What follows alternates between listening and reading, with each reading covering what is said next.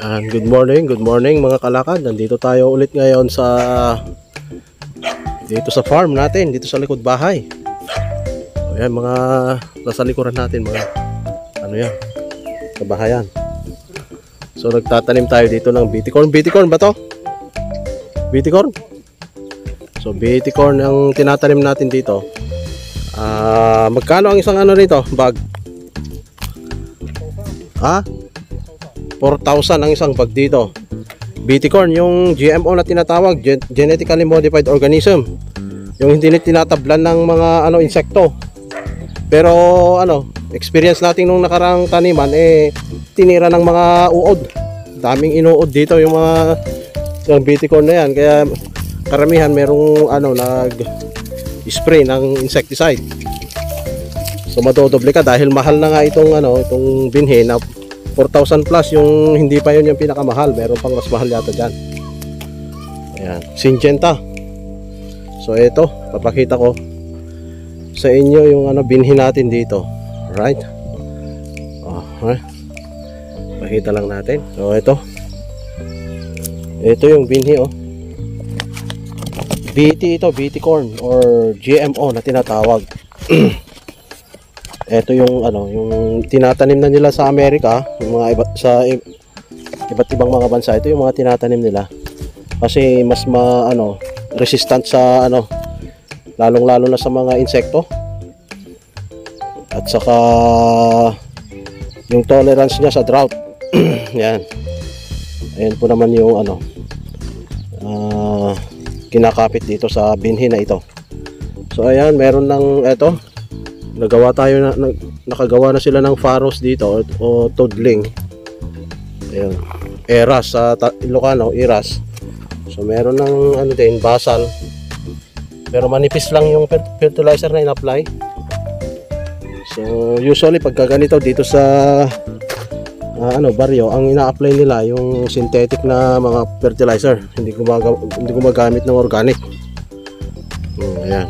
So mas madali kasi hindi ka wala ka ng aksaya ng panahon na mag-prepare kapag ka organic kasi. O kaya bibili ka, mahal din naman. So ito yung pinaka mainam na ginagamit dito sa baryo. Ayan.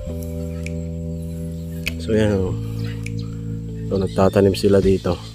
So magtatanim din tayo rito. Ito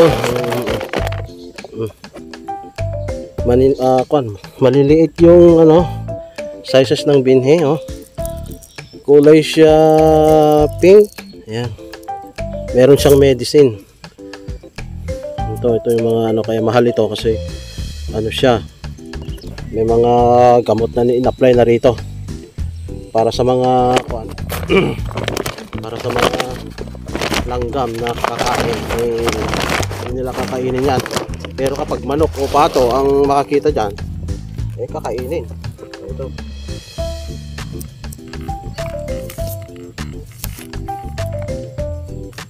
Alright. Mano-mano dito.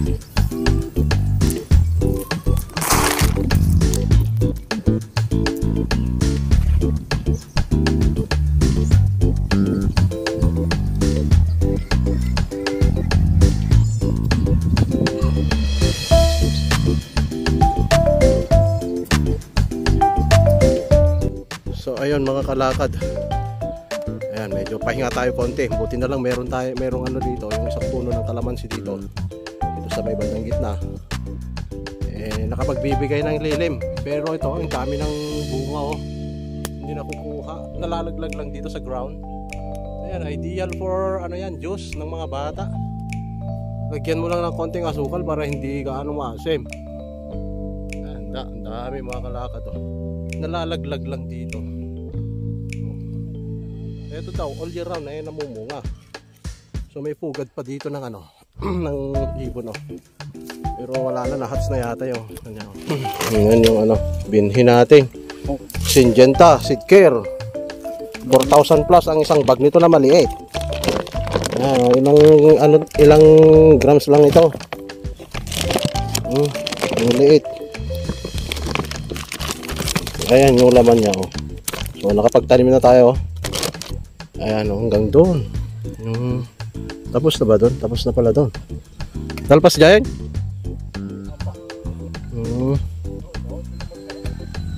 Oh, ayan oh. Ayan. Nagtatanim pa. Ilang tudling pa yan? Ilang tudling pa yung nakon dyan? 5 tudling pa, hindi pa na tataniman. Oh. Pagbalik ng 3 ay awanan na. Ay. Ayan. May mga lilim dito sa may gilid ng ano, property. So ito oh, samak. Alam nyo ba ito, mga taga Ilocos, alam na alam itong puno na ito, itong puno ng samak, dahil sila yung mga gumagawa ng suka. Ano, ito yung ano, pangpapuro ng suka para mas masarap. Ito yung inilalagay nila, samak tree. Oh. Pero dito sa Isabela, hindi na naman tayo gumagawa rito sa baryo. Kaya tumutubo lang sila dyan, hindi naman napapakinabangan. Aside from yung ano, puno nito, itong puno na nito oh, napaka ano, ano yung masasabi mo dyan, papaya? Aha, ayun, napakaraming bunga pala ng papaya oh. Oh, ayan yung partner nito ang native na manok. Ayan. Oh, napakarami oh. At meron pa rito, may suha na tumubo dyan. Oh.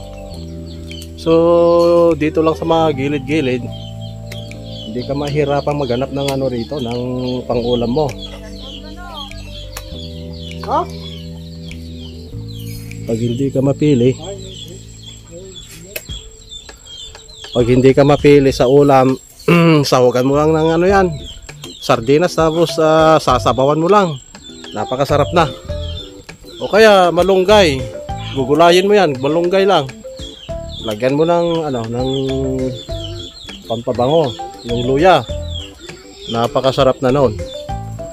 Mas masarap pa kung meron kang naitabi dyan na ulo ng ano, tilapia. So yan, papaya, ulo ng tilapia, malunggay, lagyan mo ng luya, bawang. Ayun lang yung mga basic ingredients. So andun sila, ano yun, naglalaba kasi si Mrs. kaya baka wala na siyang pang ano, pangwas. Ano, ayun na naman si Daniel eh. Nakita na naman tayo dito sa ano, sa bukid. Sumisigaw na naman doon. Bakit? Saan ka pupunta?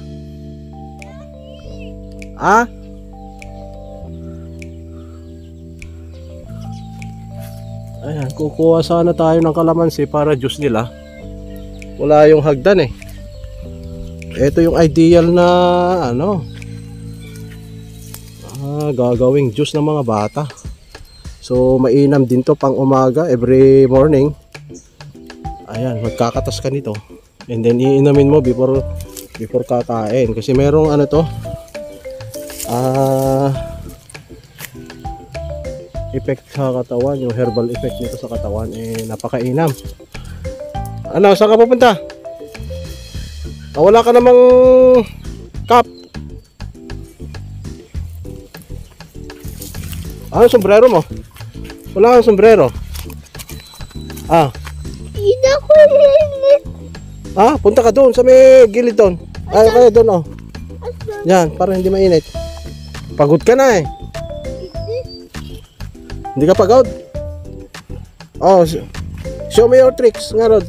Show me your tricks yan. Yung ano pinay-play mo. Ay, ang galing naman yan. Ah, galing ah. Sino nagturo niyan? Shit, ikaw. Ay, ako. Ako pala eh. Ayan. Ayan oh. Ay, makalakad. Nandito tayo ngayon sa bukid. Dito sa may ano lang. Malapit lang sa bahay to. Likuran.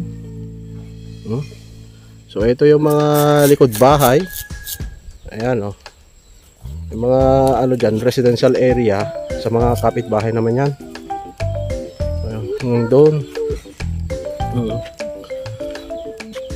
Hanggang doon pa. Yan. Matatamnan pa yung ano, kulay green doon. Matatamnan pa yun. Right? Tayo sa baba. Doon sa may ilog Cagayan. Yun, ang ilog Cagayan. Diyan sa may baba lang dyan. Nasa 50 meters. 50 meters or 6 to 60 meters lang yan, pababa. Cagayan River na po yan. O yan, uwi na tayo. Kumuha tayo ng kalamansi. Konting kalamansi.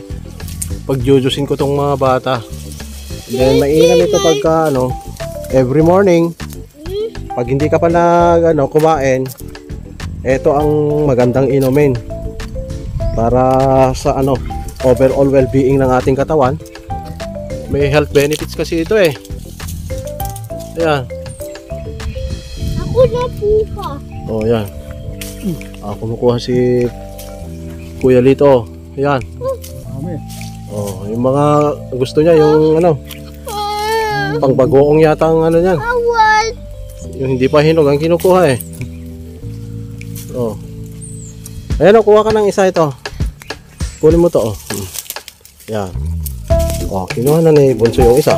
Pakita mo dito. Ayun, sarap naman yan. Sarap. Oo, tara na nga Rod. At yan, nagpahinga. Itutuloy mamayang hapon. Yan, pahinga lang. Dito tayo, dito tayo.